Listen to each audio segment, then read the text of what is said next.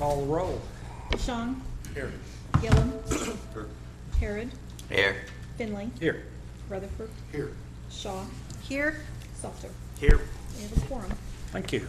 If you would rise, join me in the Lord's Prayer for our invocation. Our Father, who art in heaven, Hallowed be thy name.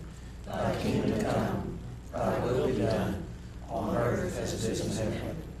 Give us this day our daily bread, and forgive us our trespasses, as we forgive those who trespass against us.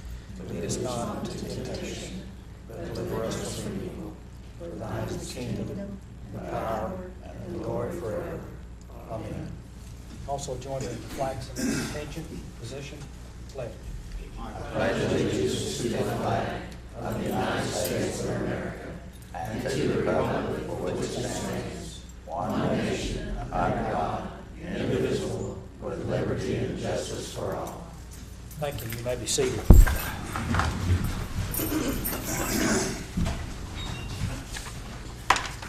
Item 1, consider approval of the consent agenda. So moved. Second. Moved by Commissioner Shaw, second by who? Ron. Commissioner Gillum. Yeah. Call the question.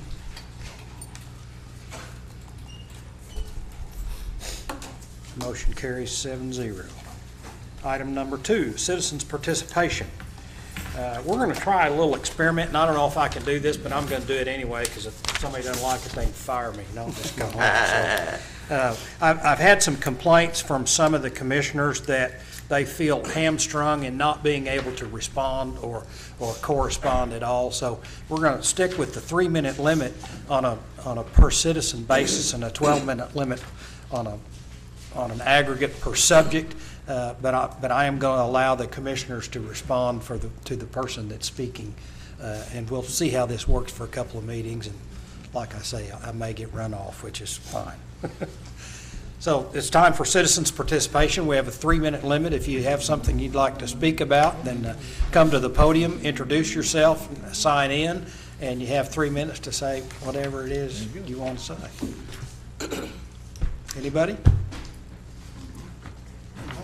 We can always depend on you. There's always something going on at the library. There is. Thank you, Mayor and Commissioners. I'm Karen Bays Winslow with the Shawnee Public Library.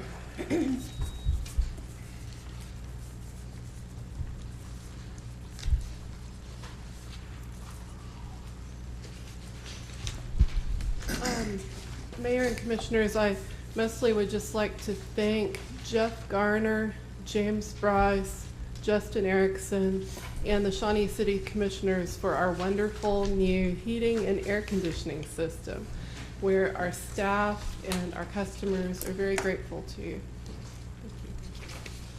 Thank you. And I should say also, if you don't go to any other downtown block party, come May 19th. We're having the sugar-free All-Stars Friday night downtown at the Celebration of Life Park. Sounds good. Thank you. Thank you. Time for proclamations.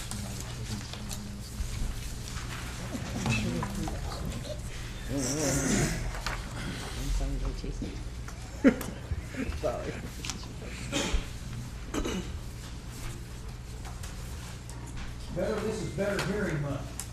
So of course we have a proclamation.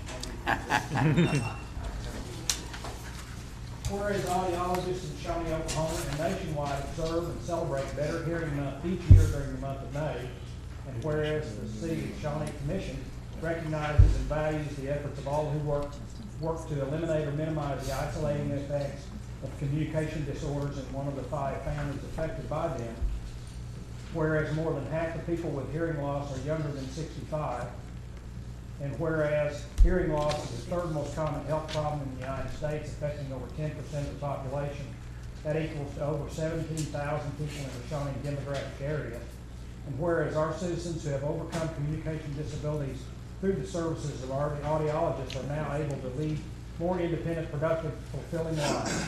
And whereas Shawnee is proud and honored to have audiologists offering quality education and healthcare services to its citizens. Now therefore, I, Richard Finley, Mayor of the City of Shawnee, Oklahoma, by the authority vested in me, do hereby proclaim May 17th, 2017 as Better Hearing Month. Congratulations. Thank you.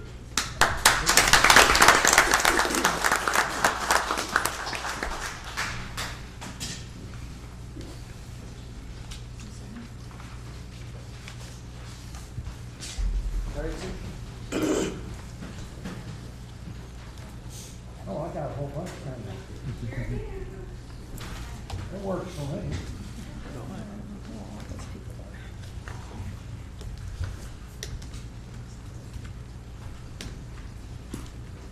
It's Community Action Month, folks. Whereas community action agencies were created when the Economic Opportunity Act of 1964 was signed into law, whereas community action agencies have a 53-year history of promoting self-sufficiency for those with limited income, and whereas community action agencies have made an essential contribution to individuals and families in Oklahoma by providing them with innovative and cost-effective programs, and whereas the Central Oklahoma Community Action Agency continues to lead the effort to eradicate poverty by assisting families through a variety of programs and services, and whereas community action agencies help people and change lives, embody a spirit of hope, and make Oklahoma and America a better place to live, work, and play.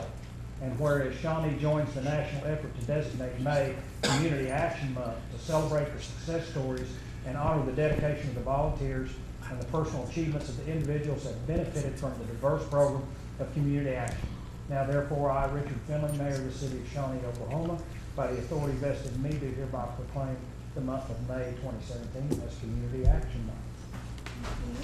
Thank you.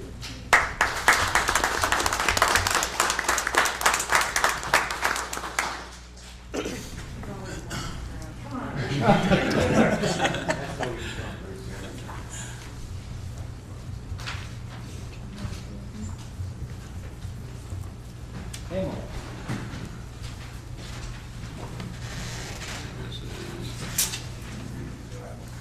National Travel and Tourism Week. Emily is our tourism director for DSI. Whereas travel has a positive effect on Oklahoma and the nation's economic prosperity and image abroad, it also impacts business productivity and individual travelers' well-being.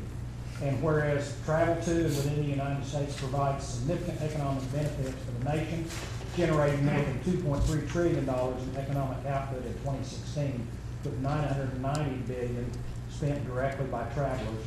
And whereas travel is among the largest private sector employers in the United States, supporting 15.3 million jobs in 2016, including 8.6 million directly in the travel industry and 6.7 million in other industries. And whereas travelers spending directly generated tax revenues of $157 billion for federal, state, and local governments, funds used to support essential services and programs.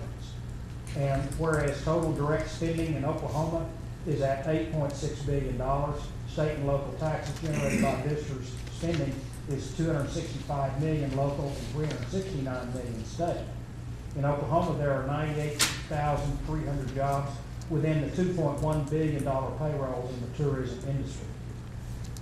And whereas international travel to the United States is the nation's #1 services exporter. In 2016, travel generated more than $246 billion in exports, creating an $87 billion trade surplus for the United States. And whereas meetings, events, and incentive travel are core business functions that help companies strengthen business performance, educate employees and customers, and reward business accomplishments, which in turn boosts the U.S. economy. In 2016, domestic and international business travelers spent $307 billion. And whereas leisure travel, which accounts for more than 3/4 of all trips taken in the United States, spurs countless benefits to travelers, health and wellness, creativity, cultural awareness, education, happiness, productivity, and relationships. And whereas travel is a pillar of economic growth, creating jobs at a faster rate than other sectors. Now therefore, I, Richard Finley, Mayor of the City of Shawnee, Oklahoma, by the authority vested in me, do hereby proclaim May 7th through 13th, 2017 as National Travel and Tourism Week. Thank you.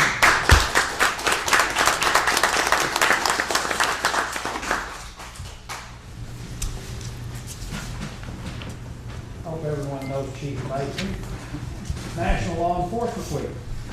Whereas in the performance of the mission of the welfare and well-being of our community, law enforcement officers are engaged on a daily basis in a hazardous and life-threatening profession.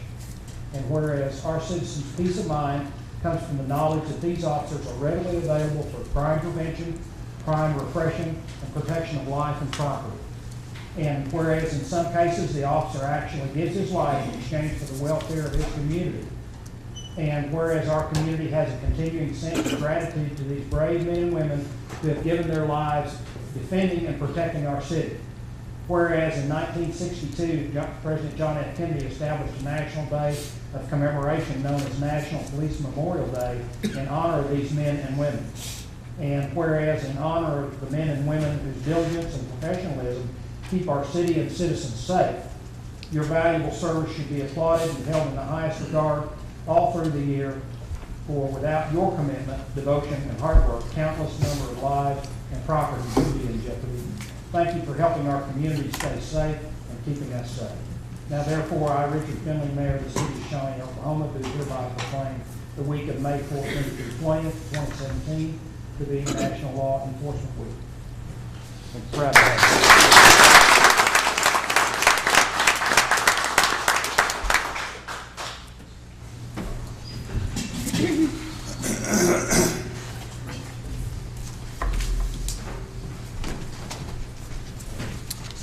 Item number 4. Justin, would you like to introduce the VIVE representatives? Thank you, Mr. Mayor, Commission members.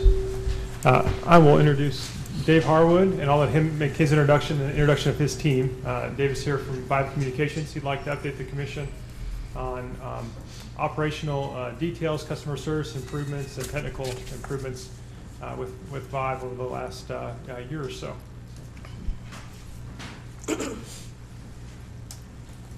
Thank you, Justin. Thank you, sir. Hi, Mayor, Commissioners. I'm Dave Harwood. I'm the General Manager for VIVE. I have Charlie Hambry with VIVE and Ken Jameson, who heads up our local technical operations team here in Shawnee. Just to give you an update on VIVE, we actually employ almost 100 folks here in town. So VIVE is our functional operations center for a variety of areas in the company, including video engineering, network and internet engineering, customer care, technical support, commercial enterprise sales and support, and residential sales and retention. All of that is based right here in Shawnee. So this represents our largest presence throughout the company, and we serve 9 states. Our master control center is right here in Shawnee, and it delivers video services to 7 states, and it delivers network monitoring services to all 9 states. We continue to invest in our network here in Shawnee quite extensively, several millions of dollars in the past few years.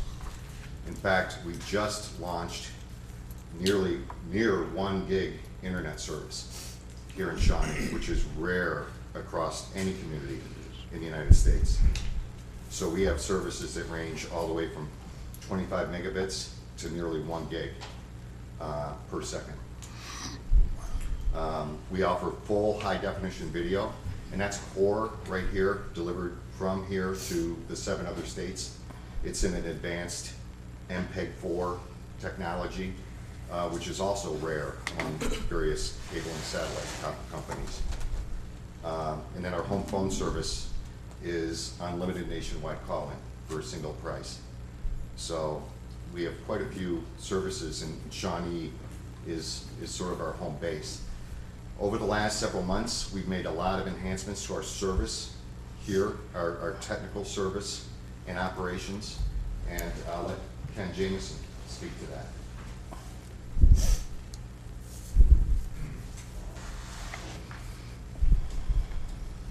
In October last year, we sought to greatly improve our overall customer satisfaction in the Shawnee area. With that said, we went out and we recruited people from Cox Communications and Suddenlink, Cable One, And we brought them in from West Virginia, Arizona, Pennsylvania, Oklahoma City. So our field technical staff is the highest quality that it's been in quite some time. They really know what is going on. They know how to react. So basically, we're running service issues, at the same day they come in most cases. Great. Are there any questions? Was there anything particular about Shawnee that made you come here, by the way? Shawnee was the base of operations for Allegiance Cable, and when Vibe started 3 or 4 years ago, that was their first acquisition, was Allegiance Cable. They've since bought other companies, but they kept the operations center here and grew it from that point. Glad to have you. And the relationship to Oklahoma City, that made it easy for us to get out to the world. We're direct fiber from Shawnee into the major data hotel in Oklahoma City. Right. Yep. Very good. So your sales staff from here in Shawnee is working throughout the state? All 9 states. All 9, yeah. The customer care group here serves all 9 states. Good, thank you. So Dave, I think I was the one who had asked and invited you to come here, and I certainly appreciate that you have come. My questions were previously, how are you improving your customer service, and what commitment have you made to the city of Shawnee in doing that? I think you've addressed that here today. I would also like to encourage you to speak maybe just a little bit more to when a customer calls in, what steps do you take to resolve the problem? So from a customer call, and that call comes here, no matter from what 9 states that we have, there's a technical support group, and then there's a customer care group that will handle any sort of billing questions or issues. If there's a trouble call that's needed, that gets routed to Ken's group, and Ken has a team here, including management, separate management here, that follows through on that. We also follow up on our customer service calls in the field with surveys that are done by an independent company. And anything that's escalated, any sort of issues, can make sure that those get followed up on locally. And so if somebody calls today and they're completely out, 99% of the time or more, we're out there that afternoon trying to make contact with the customer and resolve their problems. It's our main 2 field people, supervisors, are committed to, everyday service calls. So say a customer walks into your office here in Shawnee and they have a concern. Do you have staff right there that can handle the issue that day, or do they have to wait several days before they'll get a response? Or is it based on the need that they express? The first step is the lady at the front counter would go into the our billing system, and they would give them a date that we are available, and if they're completely out, they can request the ladies at the front counter have the ability to call someone to go that day and fix them. So we'll do same day outs till 3 or 4 o'clock 3 in the o'clock in afternoon. the afternoon, Yep. and then it's then it's kind of on the workload. If we got people out that still have several hours worth of work after 3 o'clock, it's kind of hard to juggle those and get them in. But we do manage to get a large percentage. But Ken's team is on call 24/7 as well. So, we had a lot of, weather-related incidents, across our footprint over the weekend, and guys are out at all hours, technicians, responding to those events. Another thing that I had heard by a number of constituents who'd come to me was the issue of hiring local. And what I heard you say a while ago is that you have done your best to hire local, 100 individuals here within the Shawnee area. So I certainly appreciate that and would hope to encourage that even further on on administrative level positions as well. And we hope that you do as much as you can here in the city of Shawnee. Most of us live in this area, so this is our hometown. Along that note too, the individuals I mentioned that we reached out and got are highly skilled people, and we are in the process of building the skill level of all of our employees. So the people that we hire local will in turn become highly skilled in the field. Excellent. One last question from me, and that's on your website. I myself went on there because I'd had a number of people say that they didn't know what was in your bundle deal. They didn't know what was going on. And gentlemen, I would encourage you to revisit your website, because it is a little hard to get through and it is hard to find certain items on. And I think you've got a host of things to offer. I'll definitely communicate that to our marketing group. Thank you. Thank you, guys. And on a different note, I see you around town and active in community functions and affairs, and we duly note and we appreciate that. And I'm glad to have you active in the community. It's our pleasure, Mr. Mayor. Thank you, guys. so much. Item 5, consider approval of insurance work group recommendation to award the fiscal year 2017-18 insurance policies to Blue Cross Blue Shield, Delta Dental, and Vision Service VSP. At that time of year again, the health insurance, we have our consultant, Dustin Brand here, who will explain a little bit how the insurance work group decided on what they want to go with, and then we'll talk a little bit about the rates. Thanks, Cindy. My name's Dustin Brand. I work for Insurica. We serve as the city's consultant on the employee benefits program.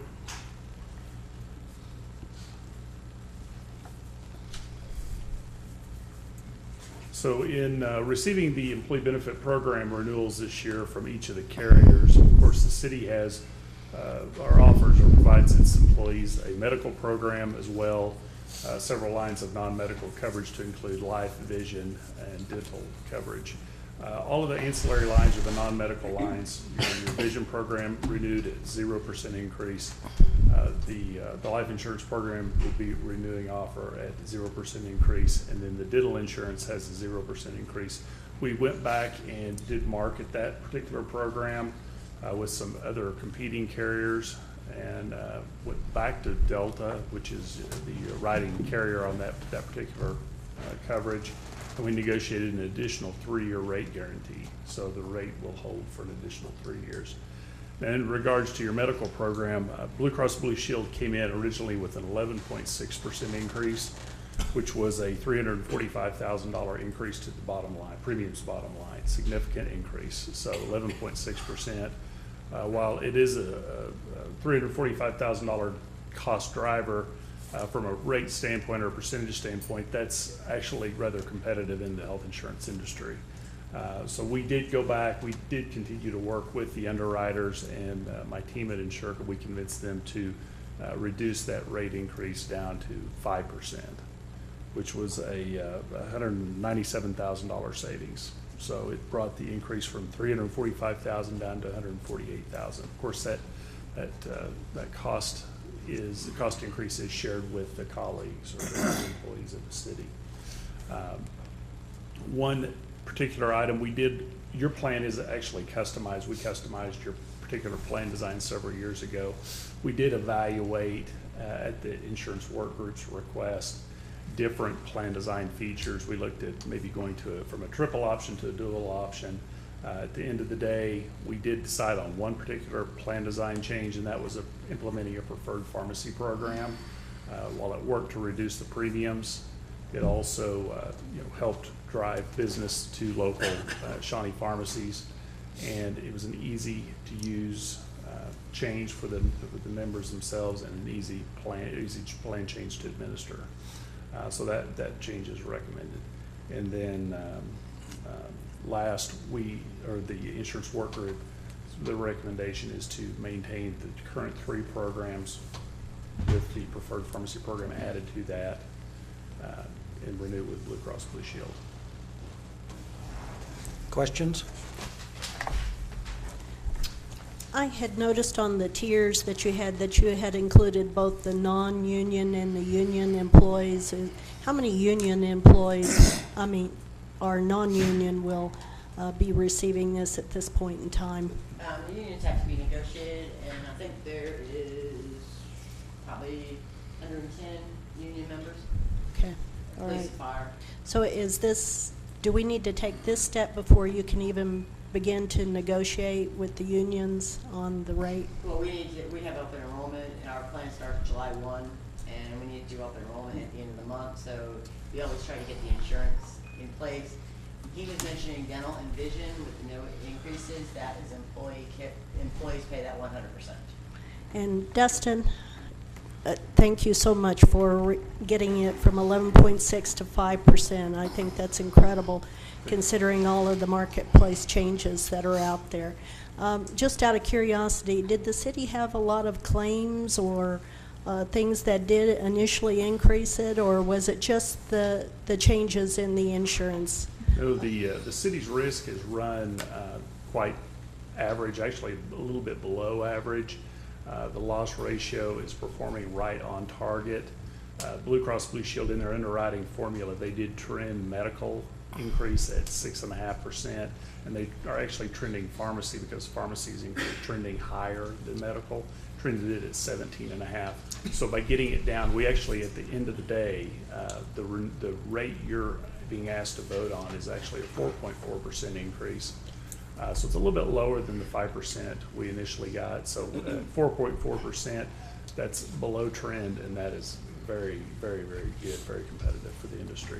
I agree. I appreciate all of that work. I don't know who you had on your committee, but well done. And then what I'm asking for. Justin, you might mention how many employees the preferred pharmacy plan, it only affected a few employees, so. That's a key point, Commissioner Harrod. There was actually a second program we looked at, and that was actually kind of tightening up your prescription drug formulary. And if you're not familiar with that formulary list, it's actually the list of approved drugs that your members have access to. And typically, when we evaluate these programs, we'll do a disruption analysis, and it'll basically tell us what the premium savings are. On average, usually you can cut the premium cost by another 2.5%, pretty significant. In looking at City of Shawnee's program, we could only get 1/10 of a point off to tighten your formulary. So what that's telling us is, years ago when we were designing your program, we had a little bit higher brand name copay structure, lower generic structure. That's just telling us that your plan members are using the right drugs. They're using those generics already. So that steerage with the copay has been enough to drive them. So while we couldn't get you additional cost off of the program by tightening that formulary up, we did. Your plan members are using the plan very well, and just as they should, being good stewards. Thank you, Dustin. Preferred pharmacy, if they choose not to go to a preferred pharmacy, they just pay a little bit more. Okay. So they still have the option, but the majority of pharmacy here in Shawnee are on the plan. Okay. Thank you. And what I'm asking, is to, the total increase on what people have, and this is based on the 2000 plan, not if all our contributions are based on the 2000 plan. If someone wants to do the 1000 plan or 750, they have to pay the difference. The total cost based on the 2000 plan is $125,000 increase from 4.4, and staff is asking for the commission to pick up half of it. And that'll include both non-union and union. As soon as the union has to be negotiated, They have to ratify it. Okay. because that's in their contract. Okay. All right. I move we pay the half of the increase on the insurance, on the hospitalization insurance. And we appreciate it. And Cindy, we do have the budget for this. We're working on the budget now. Okay, but if it I've already goes in. figured it in, factored in. Okay. I actually factored in a little bit higher, but so. Well, that's one of the reasons we were pushing to get it finished, so you could So I have concrete numbers, and you have to remember the insurance change. I will be coming in June for a budget amendment on insurance. when someone's single, they get married or have a baby, and they go from an employee only to the family, it's a big contribution. Some of our departments are small, so it does throw the insurance off. But I take a snapshot at a certain time of year, this is what we have, and I go forward on that. So it'll help us to lock into this rate, correct, Dustin? Well, we renew on July 1. We do open enrollment usually at the end of May.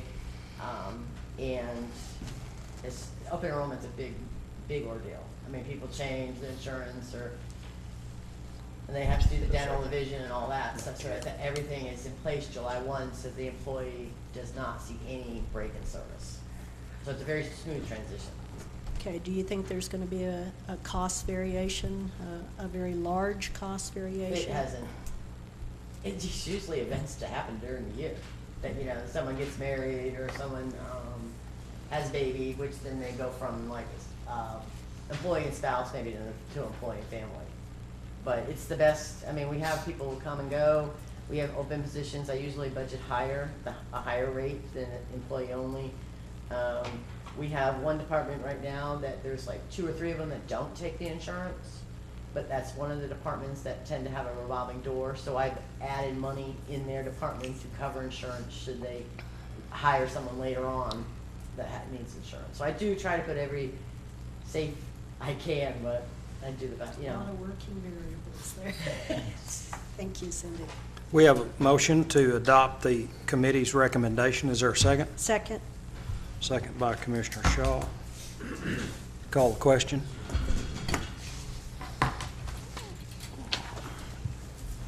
Motion carries 7-0. Item 6, consider bids, Fire Station Number 2 Rehab Project Award. Good evening, Mayor, Vice Mayor, Commissioners. I appreciate you being willing to defer this from the April 3rd meeting tonight. As in your memo in your packet, we had 5 bids on this project turned in. After researching the bids, we found that Jim Cooley Construction out of Oklahoma City is the lowest and best bidder. Their bids were, for the base bid, $974,000. For alternate 1, the emergency generator, $65,500. For the entry tower, $39,220. For the steel trellis option, $17,000. For the wood trellis option, $13,000. For the painted steel casework option, $22,000. For the stainless steel casework option, $31,000. Exterior brick veneer option, $37,200. Concrete slab finish, $5,200. Brick screen wall, $12,000. Glass overhead doors, $9,000. And site work, $194,000. The unit pricing for the brick ledge, if needed, is per 10 linear feet, $400 per 10 linear feet. And the time of completion that they listed was 275 days. Tonight, as you can see in your bid packet, I'm recommending a bid award to Jim Cooley Construction of Oklahoma City for the base bid and the alternates listed as alternate 2, the entry tower, alternate 3A, the steel trellis, alternate 4A, the painted steel casework, alternate 5, the exterior brick veneer, alternate 6, the concrete slab finish, alternate 7, the brick screen wall, alternate 8, the glass overhead doors, and alternate 9, the site work, with approval of the $400 per 10 linear foot cost if needed of the brick ledging. I've got a drawing real quick, if Steve would mind pulling that up. This is the first kind of color rendering we've had, and these two, the bottom of the top, drawing shows the base bid, and the bottom picture shows with the alternates, majority of the alternates, at least the ones from that can be seen from the outside. The ones you can see on the drawing, starting from the left, you can see the overhead door difference. The option that I'm recommending for approval tonight would be for the all glass overhead doors. The other thing you can see is the entryway. This is the main entry. This entry tower was something that early on in the process was recommended as to kind of offset the height of the apparatus bay with the lower height of the living quarters, and really kind of give it a stand out and show the entry point will really stand out. The south here, you see, this is an area for our firefighters. Their families come in to see them in the evenings and stuff. There's a little area for them to sit outside and kind of get away from the other guys and kind of visit with their families and stuff in the evenings a little bit. So that gives you an idea, just from the outside, at least from the south and west sides of the structure. The colors are not final yet, but really proud of the way it's looking right now. I think it's going to be a very attractive building, and that's the hope, is to make it first and foremost, like we've talked about, a 40-year building that's durable, that we shouldn't have to deal with for a long time, but also want to make it, while we're doing it, try to make it look good. So the other difference you can see is the brick. The brick goes up higher on the alternate. That's another alternate that we're recommending approval of tonight. So this time I would try to answer any questions you might have.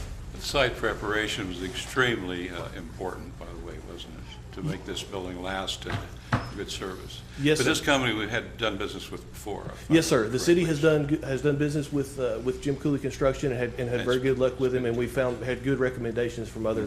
We have a guarantee of 40 years, right? That's the hope. Yes, sir. Close. They've been around probably 30 or 40 years. Yes, sir. Utility construction, they've been around for a long time. Now, those glass doors, Chief, tell me the merit of those. One thing that we really like about those glass doors, that was something we talked about initially with our fire station consultant when we brought him in early on in the project. And one thing I really like about them is that lets your community see the investment that they've made. Those trucks in there are expensive pieces of equipment.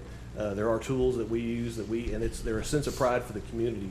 That's one thing we really like about them. They can also see the firefighters sometimes in there doing things, working in the apparatus bay, that kind of thing. It just makes the building feel more open, more part of it's a community building. To me, if you look at Fire Station 3 on MacArthur, it's the last of our stations that has the glass overhead doors. And you can see what's going on inside. You can see firefighters in there working, and we like that approach. For the cost, we didn't want to spend a lot of money for that extra, for that, but we feel like for the cost that's listed here, I believe it's for $9,000. We felt like it was an appropriate cost.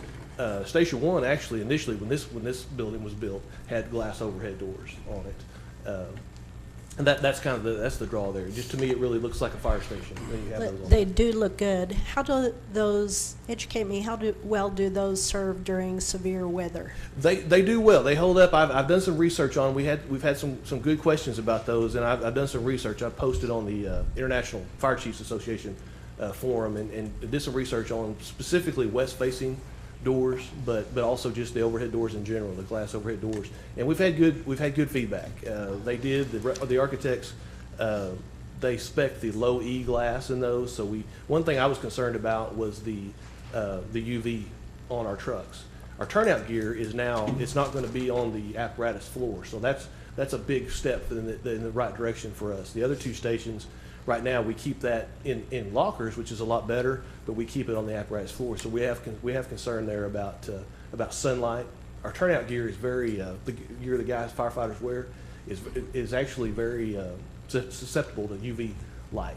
It's a highly specific type of material, and it's for heat rejection and thermal protection, but it's susceptible to UV light. So we want to make sure we're keeping that gear. And that's why in this station, we've actually got a room where the gear is going to be kept. It's going to have air circulating through it if needed. It'll be on a humidistat. There'll be a fan that'll kick on if it's needed, if the gear's wet. But it'll be in a dark room where it's not getting any kind of exposure to UV light. Is there any additional cost that this might cause by having those kind of glass doors? I don't believe so. I really don't. Besides just the initial investment, I really don't believe so. I think I feel like it's a good expense for what it will give us, and I don't believe there will be any additional expense as far as maintenance or anything like that. They're a little heavier, but the architects have assured me they've specified a heavier. They have plenty of a motor. Heavier than tinted boat. Yeah. I talked to Chief and to Justin about summertime heat with it facing the west, but they most of the time if it's real hot, well, they've got the doors open and then they've got the fans in there. So and to me that would be the bad thing by it facing the west. But and you can pass over on MacArthur and see in the summertime you see the doors open. So one thing we feel like that's going to help is in the wintertime. You know, we don't air condition the bays, the apparatus bays, No, but we it's do heated, heat them. but not air But we do heat them, so in the wintertime, that sun's gonna help us, kind of heat the bays up. You know, we have a radiant heating system in there. We need to keep those trucks about 60 degrees, because the transmission fluid needs to stay warm in those, because when the guys get in them, there's not a lot of time to warm up. So we try to keep the at least 60 degrees in there at all times, so to keep that transmission fluid warm. Now, one more question, Chief. Was that brick veneer or brick that you were putting? It's a brick veneer, so it'll be just the same as what you see on a residential house or something like that. Almost all brick you see now is a veneer. There's not a lot of true structural brick being used anywhere anymore. So the downtown buildings have that. The older downtown buildings are actually structural brick, but almost all brick you see now is just a veneer. Well, the structural brick usually has concrete block or something behind it and then brick on the front of it, or, but veneer, it has a wood or metal structure and then either plywood or another material, and then the brick is tied to it. So it's gonna make a nice looking building. We looked at the tower and stuff like that, but on the cost, I know it's pretty costly, but will make a nice looking building. Thank you, Chief. You're welcome. Any more questions? Chief, have you examined any other options on the trellis or the brick screen wall yet, or at? We talked briefly with them about we haven't made a decision which one would be the best to go with. We were looking for the one with the lowest maintenance. We talked with Vice Mayor Harrod about that. Right now, I put in, because of the cost, I think it was about a $4,000 difference. So we went ahead and put in the painted steel trellis. So we definitely feel like there's an opportunity there for some value engineering once we get a little deeper into it. And on the brick screen wall is just to protect that area, just to block that off. It is, and it's a little bit of a wind block for the guys. A little bit of yeah, that's exactly what that is. Well, it's also a screen to keep, people just driving by and see, out there, and there's the trellis doesn't cover the whole thing. It just covers about 80% of it or something Yes, like that. yes, sir. But the only comment I have is on that wall. I really went back and looked at those plans today, and they have it's concrete block with brick on both sides, and then the concrete is filled with, the blocks are filled with concrete, which, as far as I'm concerned, is probably just a little bit overkill. So if we could get, on the value end of it, if we could get some suggestion maybe from the construction company how to save some money, because it really don't need to be that structurally. Would a solid panel colored to match vinyl fence panel, something like that to separate that off, maybe serve the same purpose as what we had in mind? Could do just double brick, because it's got a 1x2 footing under it. And you could just do a double brick and not put the concrete blocks and stuff in there, just do a double brick. And it's got, cast concrete on top of it, which was $2,500. So you could just lay a brick down if it's 2 bricks wide, and you wouldn't have to worry about it structurally. If they're worried about it structurally, you can put 2 or 3 bollards out there, 6 or 8 or 10 inch bollards. Sure. So that's I'm sorry, I apologize that I didn't catch that in the first go around, but. Do we know if that would be a substantial amount of savings to look at that, revisit that area, Chief?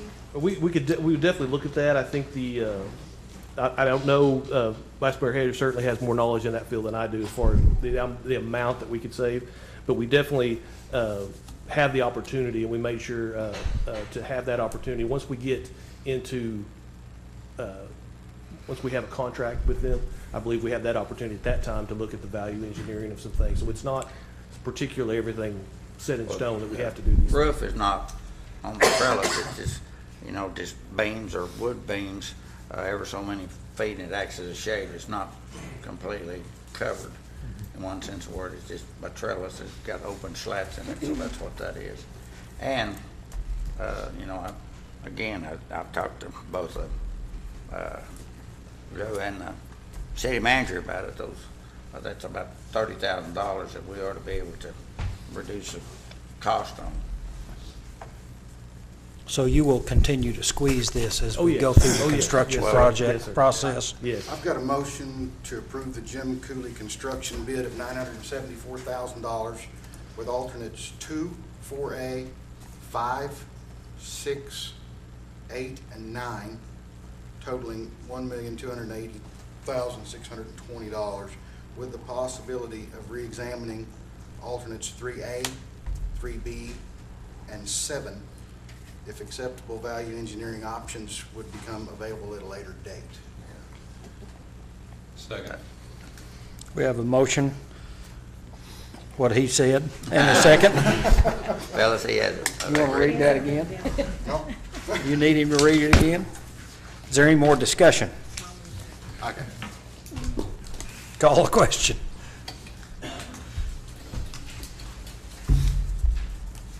Motion carries 7-0.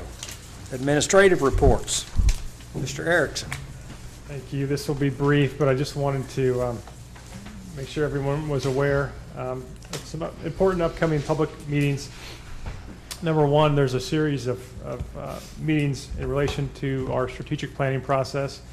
We're going to have 4 meetings in the month of May, 2, one at lunch, 1 at 2 p.m., and then 2 in the evening at 6:30. Interested parties that may be watching at home only need to attend one of those. The format will basically be the same at all 4 of those, but be an opportunity for people to come out and review the draft plan. I'm going to do a quick review of the plan, review of the community survey that was conducted in late 2016, and then it will conclude with kind of an open house format where people can walk around, look at posters that will be up, and interact with staff and commission members. These are not official commission meetings. We'll have less than a quorum present, but hopefully we'll have a good turnout from the community. And I'll be coordinating with all of you to ensure that there's hopefully about 2 commissioners at each of these. Information is on the city website. Just right on the front page, there's a link that folks can click on. So we look forward to those events and then presenting the final draft of the plan to you in June, concurrent with your budget. And then the second meeting is May 18th at 6:30 p.m. at the Expo. And this meeting is focused exclusively on our park system, and it is specifically focused on really 3 parks in particular. That is Woodland Park, and Woodland Park has been expanded to look at kind of parks and recreation in general downtown. So that's kind of an expansive discussion. And then number 2, the Boy Scout Park, and the third park being Kid Space Park. So as you recall, a few months ago, you approved a contract with the landscape architect, and staff has been working with them to prepare preliminary drawings and plans that can be presented to you and to the public. So we're really excited for this meeting to get feedback on these plans. We've looked at a host of improvements to these parks, and we've looked at some really interesting concepts for downtown as well in relation to Woodland Park and a possible expansion of Woodland Park, and also looking at an idea downtown for kind of a downtown square. So CLS Architects will be there on that event, and we'll have drawings and look forward to your involvement and public involvement. Yes, ma'am. Did you say what time that one was? Yes, ma'am. That meeting will be at 6:30. Okay, thank you. And I should have mentioned the strategic planning meetings are held in 4 different locations. We wanted to scatter those around town so that people could have an opportunity, close to their neighborhood. And again, we're doing the kind of the 2 afternoon meetings and the 2 evenings, so we can catch people that may be available at lunch or in the evening. So thank you so much. Any other questions? Thank you. Thank you. Is there any new business? No, sir. Commissioner comments? Commissioner Bouchon? I have a couple. I didn't mention this during the insurance questioning because probably it's not germane to any conclusions that are going to come, but the pharmacy is one totally complicated mystery of life as to the pricing of these pharmaceuticals. I found that on one you may pay $20 for a particular one by the same level and have it $150 on another. And then a good cop, bad cop, you find it could be reversed on the same guy would not be the cheap one the next time. So I don't know if I'm just nuts or something, but there's got to be some kind of reasoning out there in the pharmaceuticals. There don't appear to be at all. Now, secondly, now that I got that out of the way, I question, we're picking up the large items on the first complete week of a month. Is that correct? In other words, on pickups on big things, the first sir. full week. Is there any particular reasons why it's not the first pickup of that month? It'd be much clearer to people exactly when it was going to be. Because I find we have stuff out there 3 weeks waiting at the curb for these things, and I think it's confusing, and we're certainly not just getting this information out, because I don't know if I'm supposed to go to the door and knock and say, you know, that shouldn't be out here, but I find this pretty regularly, that things are out there for a long period of time because of people not aware. Secondly, I wonder if there's ordinances in any towns regarding the carts as to how they handle them when they're not taken back. Now, I realize this is a very touchy question and one that doesn't have a simple answer. I would like to know kind of how other cities handle that, as far as the notification, for instance, or some kind of a phone call or the card sent out said, please, this is what we like to have, perhaps just a day out or something. I know that that's not going to be solved easily. I just mentioned it. Thirdly, I had occasion to visit the middle school, and I did get a call back from Colby Cagle, the principal out there, regarding the tennis courts that are being put in. Beautiful courts. There'll be 4 courts there. And they will have windscreens. Now, people might ask, well, why have windscreens in a state like Oklahoma, really? It's a very windy state. Tennis balls are fuzzy, and they're relatively large, and they're relatively lightweight. All those things create some kind of problems in weather. You might say, well, golf balls are a problem too, but see, they sit there and wait for you to hit them. Tennis balls don't wait for you to hit them. They come at you, and they go crazy ways after you hit them. I think tennis is going to be a big sport again here in Oklahoma and perhaps nationwide. And I think having the wind screens on the courts make them playable. There's probably at least 25 to 30% of the days that we won't, myself, I play tennis, that we won't get on the Woodland courts. We will go up and hope there'll be a court up at OBU that have screens. And I do notice the screens will be on down here, and I'm sure that everybody's going to gravitate down there. I think to really have by the way, if you play, it's hard enough to play in wind. If you're trying to learn, it's impossible. I'd like to see lots of young people learning to play, and they need wind screens to have some kind of predictability as to what's going to happen to that ball while they're learning. I just want to point those things out, and let's hope in some way, but for Woodland Park as well, not just the high school. What we've had, the impact on Woodland Park has been considerable. It's probably going to be considerably more. Number one, we're facing, looking to the south on the courts, we're facing screens, grills of cars rather than trees, and the trees we had, the beautiful trees, are all gone. Now you say, well, am I griping about it? No, I'm not. I realize the advantage we have in the splash up there, and I think it's wonderful for the families, for the kids and everything, and I think it's worth the sacrifice of some of the effects we had down at Woodland and playing tennis there. But I think we can mitigate that to a degree by having wind screens. It does give it more privacy and certainly a much better environment. Other than that, it's nice to be able to talk back to people that come up. It's comment again. At least we're going to give it a try, and I appreciate that very much. Thank you. I would like to express appreciation to Justin and to the fire chief for all their hard work. I know we've met hours and emailed back and forth and things like that, and they've really put every effort, forward to try to solve some of the problems that I've, questioned and so forth. So I do appreciate that. One other thing that I failed to mention when we were when we were discussing the building itself, I'd noticed that the central heat units are electric, and I'm concerned about the expense of heating that building with electric, and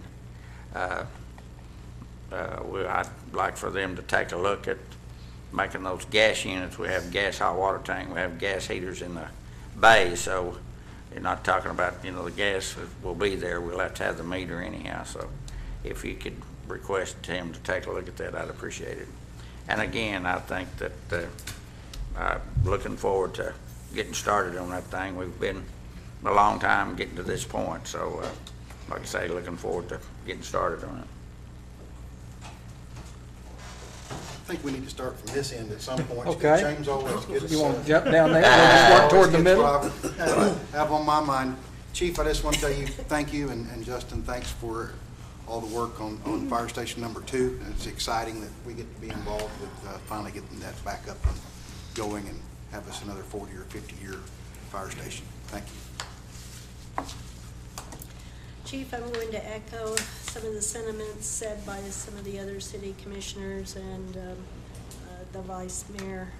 Good work, both you and Justin and all of the staff have put a lot of time and effort into getting this to where it's at. I know on behalf of my ward, which is where this will be placed, we are very excited about this coming.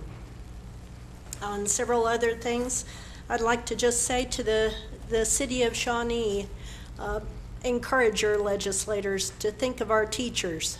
We still are 50th in the nation on what we pay our teachers. We need to help these teachers to stay here in the state of Oklahoma and to get paid what they should be paid.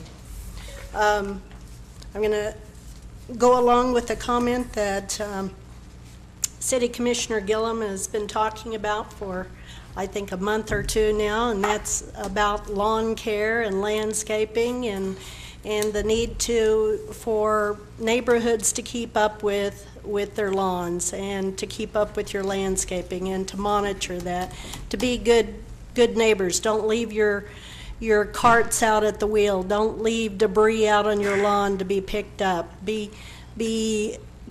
Have pride in Shawnee.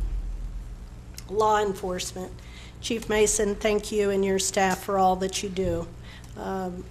City of Shawnee is, of course, indebted to you and all that you put on the line every day. Pioneer Library, thank you for what you do for the children and the adults in Shawnee in regard to all that you offer through the city library. And last but certainly not least, CEF and BSI, thank you for promoting tourism and for keeping the city of Shawnee moving forward. I certainly appreciate you both. Yes, I have something to say. Okay. I wish the VIVE representatives were still here, but in my opinion, the best thing that they've done in the last several months for customer service is to open their office up 5 days a week from 9 to 5:30, Monday through Friday. You may or may not be aware they were only having office hours maybe 2 or 3 days a week. And that was not working at all. And because I can, from personal experience, but I think that's a very positive step toward better customer service, having your doors open. And so that'll probably cut down on a lot of the complaints. Okay. Thank you, Commissioners. I have a couple of things. Mason, I want to echo the thoughts that we appreciate what you and your guys do. It's been pointed out to us in the last 3 weeks in a couple of instances that are pretty close to home that what you do is very serious and very dangerous, even things as simple as serving a warrant. So we appreciate you and hope you'll tell your guys that. I would also like to thank the Insurance Committee that worked very hard in coming up with the program for the employees. Secondly, we're probably going to have a budget work session on May 31st at the Expo. We will start in the morning. I'm going to guess about 9 o'clock, and we'll go until we get it wound up. So if any of the commissioners have conflicts on that date, would you please let me know? The other thing, Greg Gallman, who has been the president of Wolverine, has worked very diligently for over a year to try to acquire that company. It had an opportunity to be bought by a Mexican outfit and also one Chinese that would have moved the company out of Shawnee through a consortium of all 5 of our banks participating and a significant amount of capital being raised on a local basis. Greg has been able to acquire that company, and those 550 jobs that are out there, are secure and safe here in Shawnee. So you'll be reading about this in the paper, but if you see Greg, congratulate him on his efforts. A lot of people worked really hard on this for, as I say, over a period of a year, but now we've got a company that's going to stay here for a while. Greg had the opportunity to go elsewhere, and he chose to try to do this here, so I commend him. If there are no other comments, we are adjourned. And we call to order the Shawnee Airport Authority. We'll consider the approval of the consent agenda. So moved. Commissioner Gillum. Mayor, I do have a question on 1C, if we could pull that one item. Okay. Would you amend your motion to exclude item C? Is there a second?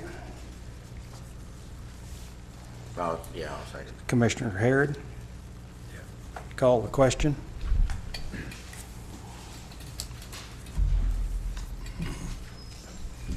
Motion carries 7-0.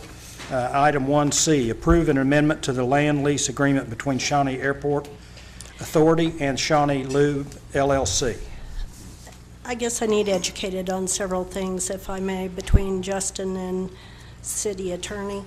On this lease, I had noticed that the last time we had received a bump in pay was in 2007, and was wondering if we're going to keep with the federal CPI on this, to where we receive that increase on an annual basis, because we didn't do it historically.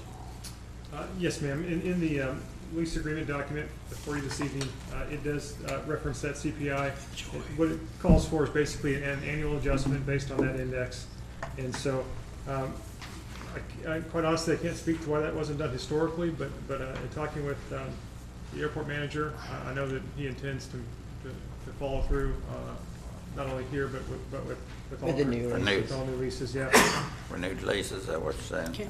And I know it's easy to forget those kind of things when you're in a board, but I'd like to encourage whoever sits in on those board meetings to advise the board that they did have a 10-year lull there in increasing those rates, and that same language was in there about the federal CPI and keeping to it annually.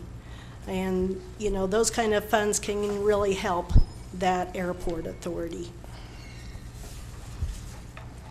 Well, this is actually be the third building they have there, won't it? They have a second one that's a garage, and then they're Yes, sir. doing a third building. Is there a motion to approve item 1C? So moved. Commissioner Shaw. Is there a second? Second. Commissioner Gillum. Call the question.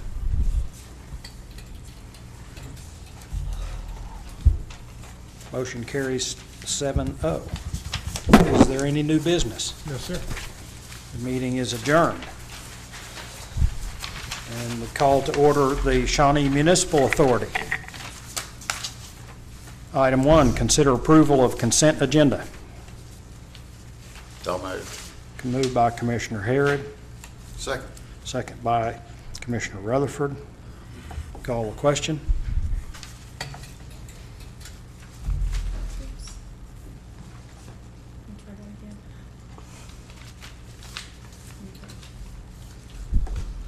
Motion carries 6 yes, 1 abstention. Is there any, I missed something. There is not, sir. No new business. We are adjourned. Thank you for your attendance and your attention.